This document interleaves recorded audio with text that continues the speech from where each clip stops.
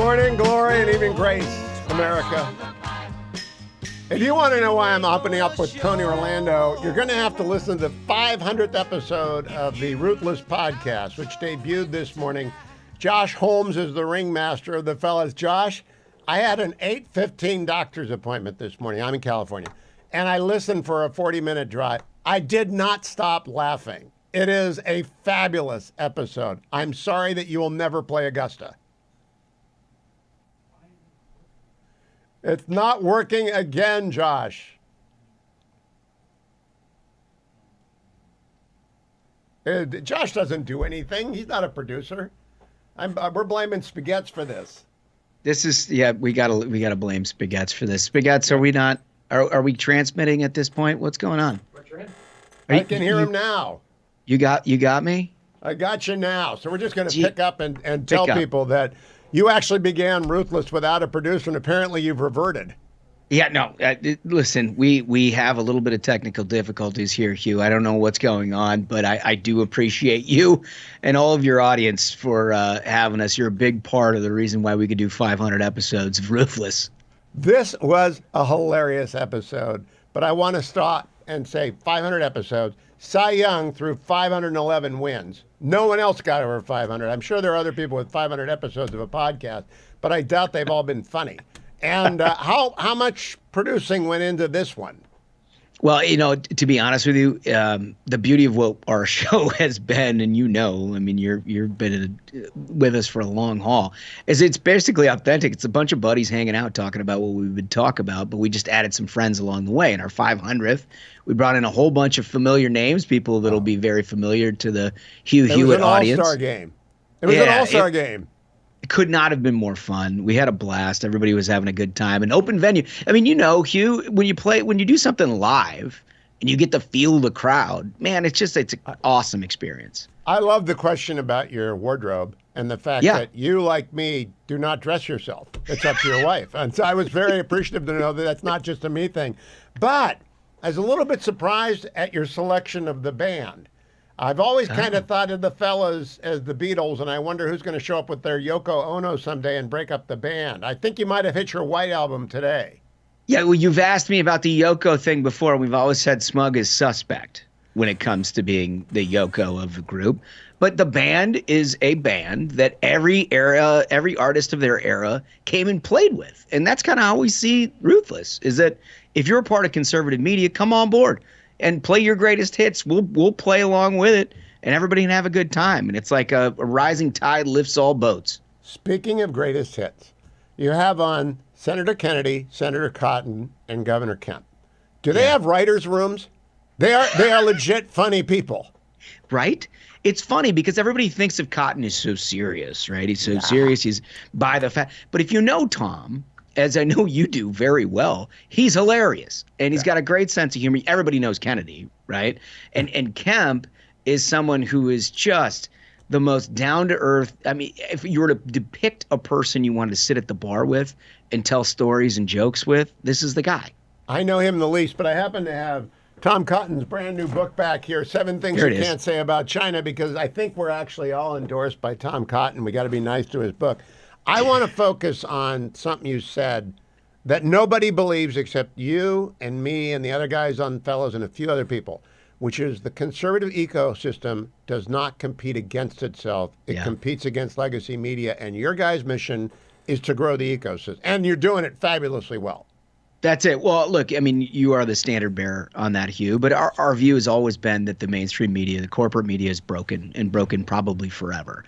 And the question is, where's your information flow come from? And the more that you can get smart, intellectual, experienced voices who you can have some fun with in the process into the ecosystem, the more information it's going to get out there, the better educated the American public is. And ultimately, that's good for everybody. And so, we've always seen ourselves as a facilitator of information we can have some fun with, rather than somebody who's competing against somebody who could say was in your lane. Let me say a disclaimer for the benefit of people who are older than I am or perhaps used to FCC guidelines. Ruthless is not for people who only do PG-13. That's right. That's right.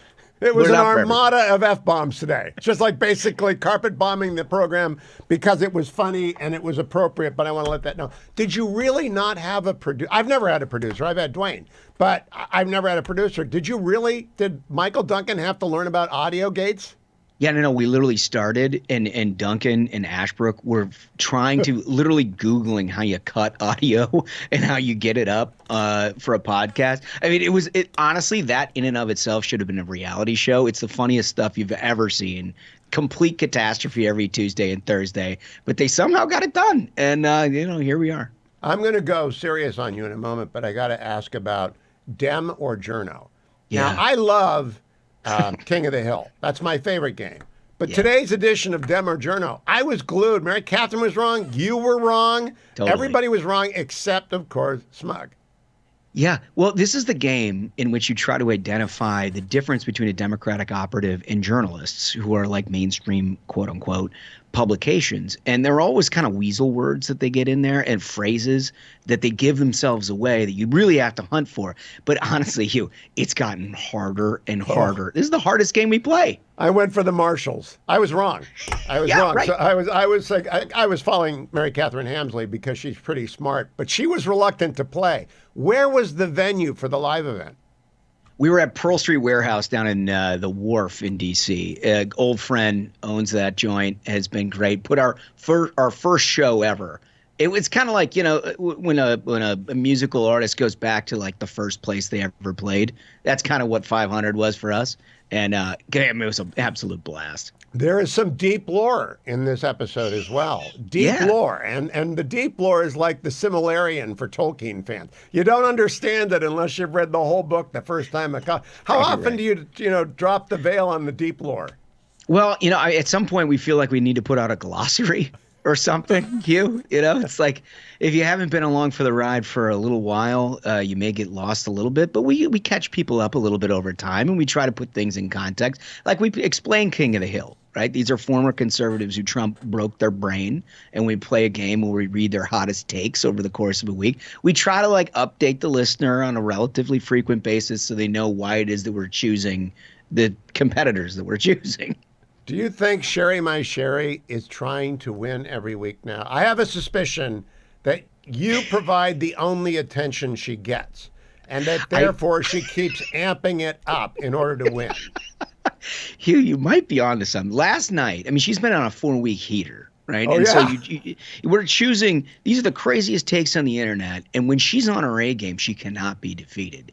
I happen to land on Sherry My Sherry. I've been playing her as the champion for 4 straight weeks, but the heat that she brought last week, you got to tune into Ruthless to listen to, because you will not actually believe it. I was at the top of a big hill, about 6.5 miles into an 11 thing, and I hear, you got to kill your friends. I just stop because, now let's get to humor, to the source of humor. Ruthless is funny. It's always funny. It's sometimes purple, and that's okay. It's like watching a comedy show. If you go to a comedy store, don't expect grandma. Yeah. But is that ever fall flat? Do you guys ever have a bad show? I'm sure we've done shows that are less than our best stuff. But what you get with us is the authenticity of it, right? It's not a production. It's not we don't have cues where we make jokes. It's who we are. And it's kind of like when you hang out with your friends, some jokes are better than others. Some discussions are better than others. Sometimes you have arguments amongst each other. But that's what you get with us, is that we just have a commentary on the events of the day. And more likely than not, we end up making fun of stuff and people and it just is what it is, Hugh. And for us, we don't even think about it like this was really great or this was really it just is what it is. This is us, and fortunately there have been a few million people that agree with it. Well, you got the plaque, and you beat me to. I brought this up to Senator Cruz earlier in the program because he's at 271,000. He must have 2 plaques. But did Smug really take it home with him? Oh, yeah. No, that we promised that if we got a plaque, it was going on Smug's mantle. Listen, he's very proud of this thing, Hugh. I don't want to denigrate any of this. He's very proud of a plaque from YouTube saying that we have 100,000 subscribers. The most important thing we could do was put a crown on his head, a scepter in his hand, a robe around his back, and hand him the plaque. Uneasy lies the head that wears the crown. You might want to remind. I'm coming right back with Josh Holmes. Don't go anywhere. I'm going to segment this out so everybody in the Easy What audience knows to like and subscribe if you wish to opine, or if you just want to have. I mean, today is a lot of laughs. Their 500th edition today. I'll be right back with Josh Holmes and go serious. Welcome back, America. I'm never going to hear that song again. Hopefully, I never do hear that song again. But if I do, I will think of the Ruthless Podcast because of today's 500th edition of the Ruthless Podcast, which you can like and subscribe to anywhere you get your podcast. And of course, this is a commercial for 7 Things You Can't Say About China. You know, Cotton came up with the line about Kennedy and OnlyFans. Oh, that was drive off the road funny because. Yeah. Okay, now I want to go serious. I began the show today by talking about Ukraine and Israel. Israel is the worst story in the world because it involves the death of children and the utter evil that is sort of Mordor, that is Gaza. And then Ukraine is complicated because Zelensky doesn't, I don't know that Zelensky understands Trump. Do you think Zelensky understands Trump? I don't know. I mean, look, I think he understands that President Trump campaigned on the idea that we're going to get rid of these foreign entanglements. We're going to actually try to sort things out, restore world order, and restore America to the leader of the free world, which is our rightful place in the way that we should be. And so he understands that there is commitments and negotiations that they're going to have to do. Do I think he understands the psychology of him? I don't know, Hugh. I think time will have to tell on that. But look, I'm just grateful that President Trump is in office and his team is in office to have these conversations. We went for 4 years with an administration that couldn't explain our interests and wouldn't explain our interests and a whole bunch of things. And it creates chaos, right? I mean, there may be very valuable reasons for us to do what it is that we're doing, obviously with Israel, but, you know, perhaps Ukraine and beyond, that were just never explained. And so you can't blame an American public that's pretty skeptical about sending, $300 billion out when they don't know what the mission is.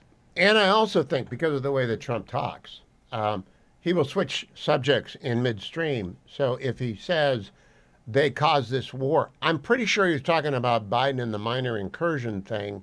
But I think maybe Zelensky heard that he started the war. I don't know, but I have 4 propositions for you, Josh Holmes. Putin is evil, but Russia cannot be defeated. It's a nuclear superpower.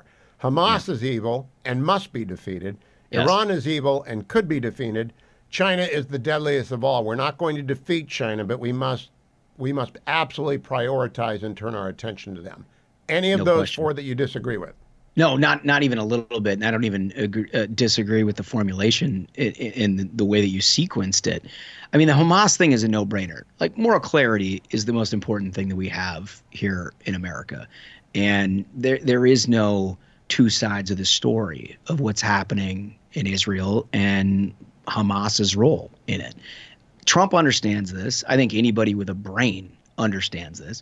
And it's something that we can do something about, which I think is most important. Ukraine is complicated. Russia is an adversary, unquestionably. I think you're right that they cannot be, quote unquote, defeated. But what they also can't think is that, basically what their incursion into Ukraine in the first place was a response to what happened in Afghanistan, with America leaving under horrible conditions, leaving all blood and treasure basically behind there, and opening up this vacuum where he thought, you can do anything you want. What you can't have is a prospective view of America abandoning the world, and that relates to China, where America leaves and where American influence leaves, China fills up. We've seen that over and over again. He wouldn't have had to talk to Panama about the Panama Canal in the first 3 weeks if that proposition didn't exist. And so, look, I think they get it. They get the broad picture, but it's going to take a lot of work because there is a big mess left behind. All right. So, last question, exit question, and Josh Holmes, I'm not sure you agree with me on this.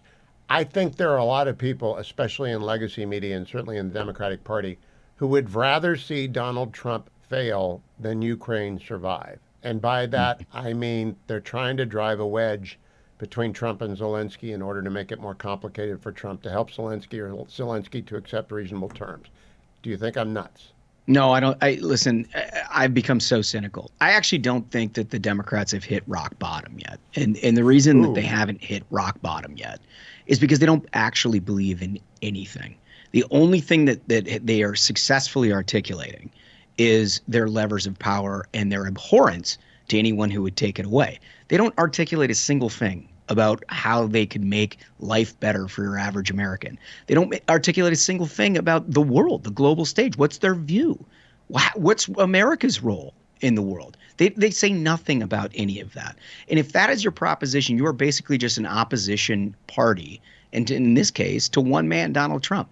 And that is not an existence that any political party in a vibrant democracy can survive within. Absolutely not. Josh Holmes, congratulations. 500 episodes of the Ruthless Podcast. I urge everyone to go, especially today. Again, it's R-rated, but it's funny R-rated. You'll laugh. It's like watching a Guy Ritchie movie with 4 main characters. Thank you, Josh. Be well. Thank you, Hugh. You're the best.